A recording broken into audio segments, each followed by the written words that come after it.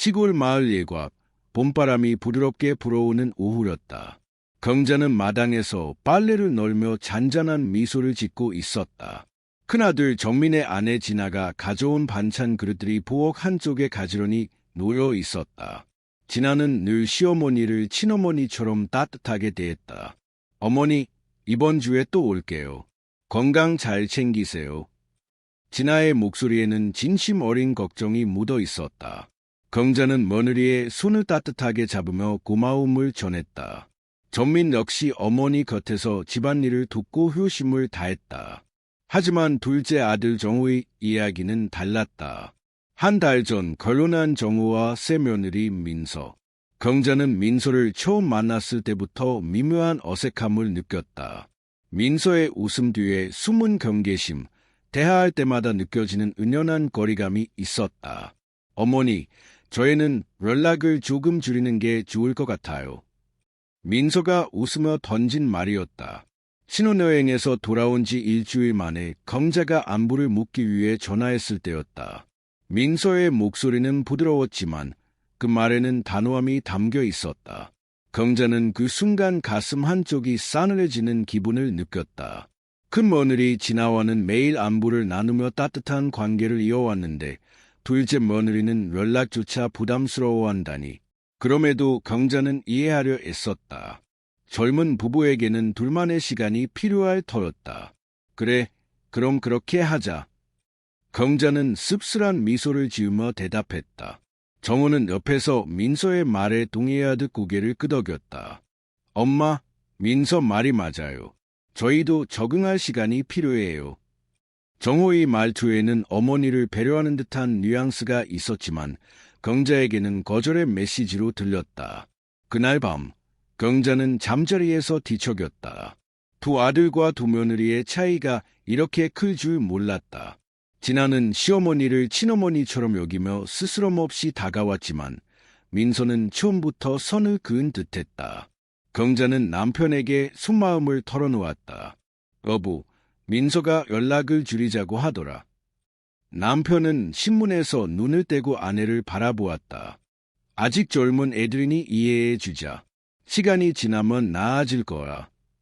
하지만 경자의 마음에는 작은 상처가 생겼다. 같은 며느리인데 왜 이렇게 다를까? 진아는 어머니라 부르며 자연스럽게 다가오는데 민서는 어머님이라는 호칭조차 어색하게 느껴졌다. 며칠 뒤 경자는 시장에서 민서가 좋아할 만한 과일을 골라왔다. 신혼 초이니 영양을 잘 챙겨야 할 텐데 어머니로서 보살피고 싶은 마음이었다.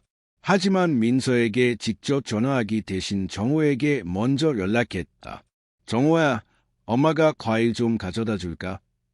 엄마, 괜찮아요? 저희가 알아서 살게요. 정호의 대답은 예상보다 더 차가웠다. 경자는 전화를 끊고 한숨을 내쉬었다. 큰아들 네오와는 매일 나누던 일상의 온기가 둘째 네오와는 이렇게 어색할까? 같은 핏줄, 같은 어머니인데. 그날 저녁, 경자는 마당에 나가 하늘을 올려다보았다. 별이 총총히 박힌 밤하늘이 유난히 쓸쓸해 보였다. 두 아들을 똑같이 사랑으로 키웠는데 며느리들의 마음은 이렇게 다를까? 작은 불편함이 경자의 마음에 뿌리를 내리기 시작했다. 아직은 작은 씨앗에 불과했지만 앞으로 어떤 나무로 자라날지 경자는 알지 못했다. 평화로운 시골 마을의 밤은 깊어갔고 경자의 마음에는 처음 느껴보는 낯선 감정이 자리 잡았다.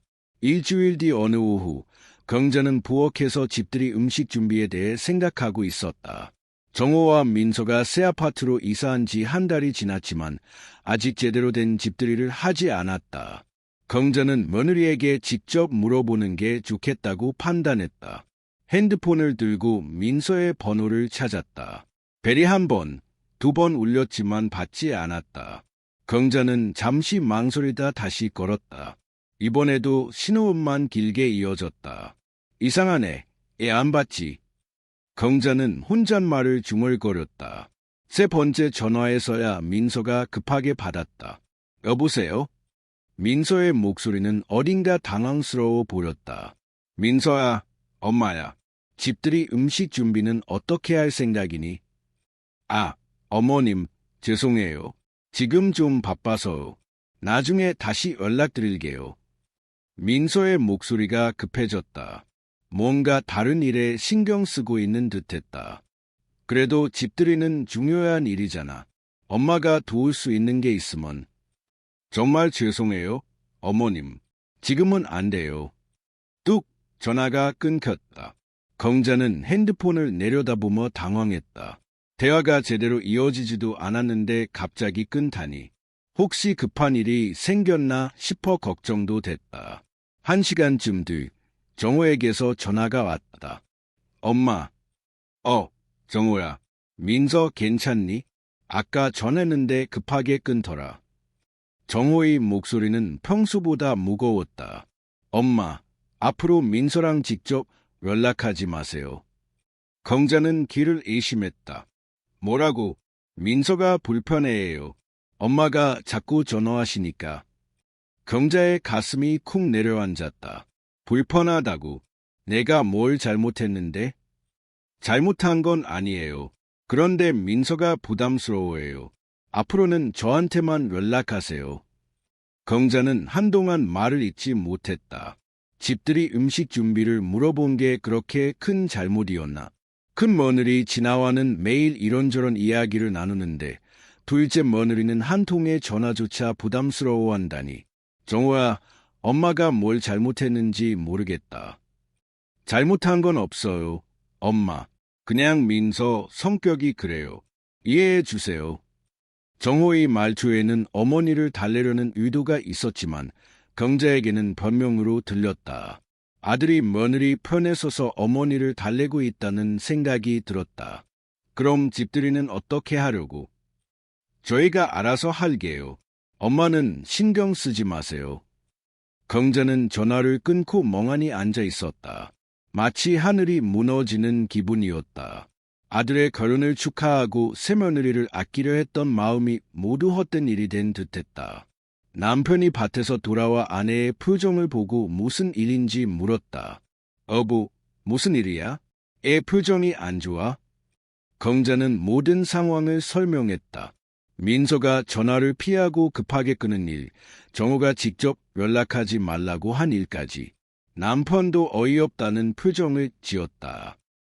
그게 무슨 소리야? 어머니가 며느리한테 전화하는 게 뭐가 문제라고? 나도 모르겠어. 내가 뭘 잘못했는지. 경자의 목소리에 서러움이 묻어났다. 큰 며느리 진아는 시어머니와 통화하는 것을 당연하게 여기는데 민서는 애 이렇게 거부감을 보이는 걸까? 그날 밤 경자는 잠을 이루지 못했다. 정호의 말이 계속 머릿속을 맴돌았다. 민서가 불편해해요. 도대체 무엇이 불편하다는 걸까? 경자는 자신의 행동을 되돌아봤다. 혹시 너무 자주 전화했나? 말을 너무 많이 했나? 하지만 아무리 생각해도 특별히 잘못한 건 없었다. 그저 새며느리를 챙기고 싶었던 시어머니의 마음일 뿐이었다.